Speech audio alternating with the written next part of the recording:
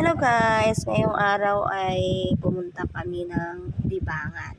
So ayan, hihintay kami sa aming mga kasama papunta doon sa isla. Maaga pa kami nagising para mag-prepare. So ayan, naghihintay kami ng aming mga kasama sa bangka.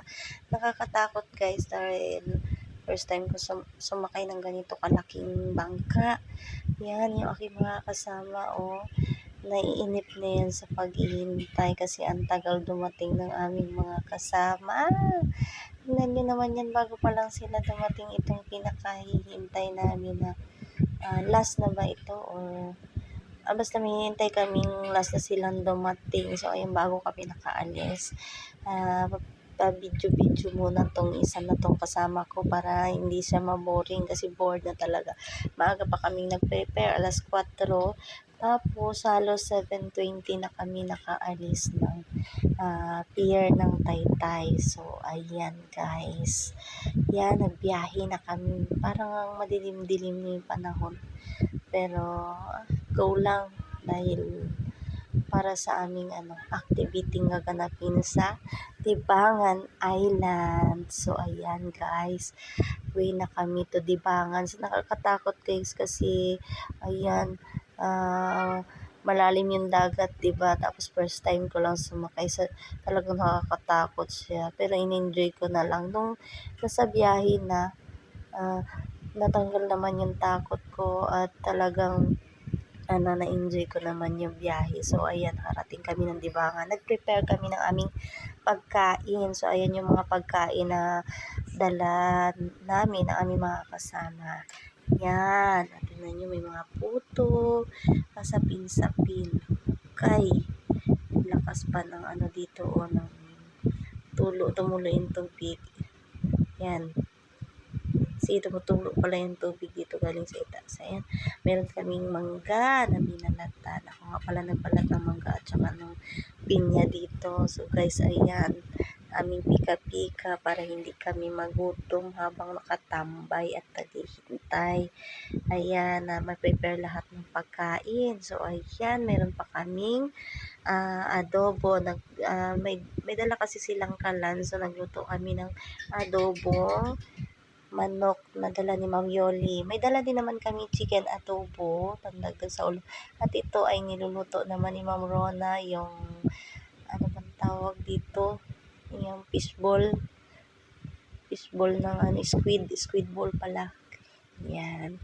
Para pang aming ulam at makain-kain na rin. So, ayan guys. Talagang fun day. Ito yung pinaka-fun day sa akin sa naranasan ko mga activity kasi napaka-memorable at saka history talaga mga pangyayari na ito. So, ayan. Prepare namin yan talaga yung konti yung mga panghalo pero sige lang. Laban lang dahil sa isla kami. Kung ano lang yung meron sa nadala, yun lang yung nailagay. Wala na nga siyang sili, Tapos yan po yung aming pagkain. Habang nagpe-prepare pa yung iba. So, ayan, ready na rin yung ibang mga pagkain. Okay. Si Ma'am Rhoda. Ay, nako, talaga. Masaya-saya talaga na experience namin na ito. Grabe, nakaka-enjoy. Enjoy talaga. Ganito lang, bago lang namin naranasan to yung magkaroon ng ganito na experience. Talagang history na talaga ito siya.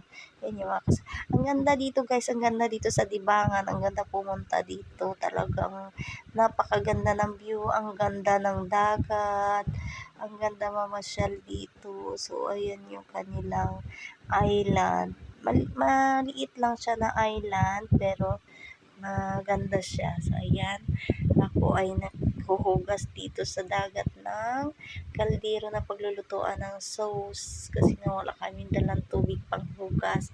Dito na lang sa dagat. So, mabilis pa. Grabe ka, relax. So, tignan mo naman yan. Talagang ganyan-ganyan lang. Diba? Talagang lang sa dagat mabilis pang hugasan yung mga kasirola. So, yan guys. Ganda-ganda ng view. Dito nga pala yun matatagpuan yung mga pawikan na sinasabi. Pag gusto niyo mamasyal, punta kayo dito sa Dibangan. Nag-arkila kami ng bangka worth 5,000 para sa aming operator. Hindi ko sure kung 5,000 nga talaga para makarating lang dito sa Dibangan. Napakagandang lugar at meron silang malalaking pawikan. Ito nga, nag-wait to pawikan na kami. Ayan, nung makita na namin yung pawikan ay umalis na rin kami kasi nga umalis na rin siya kapag may tao pala ay lumalapit siya. Ayan, ito na, nagbibigayan na dito ng mga ayuda para sa mga bata. Then, ito na yung way namin, pauwi na kami sana. Sa di inaasahang pagkakataon, kami ay nabahura. Diyos ko guys, na-stuck kami dito ng almost ilang hours from 3:30 to to 11 p.m. Grabe, ang tagal namin. 4, 5, 6, 7, 8, 9. Halos 8 hours. 8 hours kami na-stuck.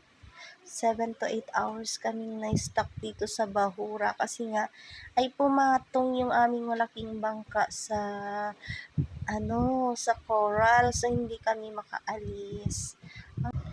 Tapos ito na guys, nung makarating kami ng Taytay ay napakadilim na. So ayan guys, alauna, 2:00 na kami nakarating ng Taytay. Talagang madilim na yung paligid. Halos 1:30. O tignan nyo naman itong mga kasama ko. Hindi ko na maintindihan kung anong mga nangyari. Talagang nakatulog kami sa bangka. Ayun, talagang nag-effort din talaga yung aming mga kalalakihan para makaalis kami. So talagang ang hirap talagang ng bangka. Ayun lang guys. Thank you sa panonood.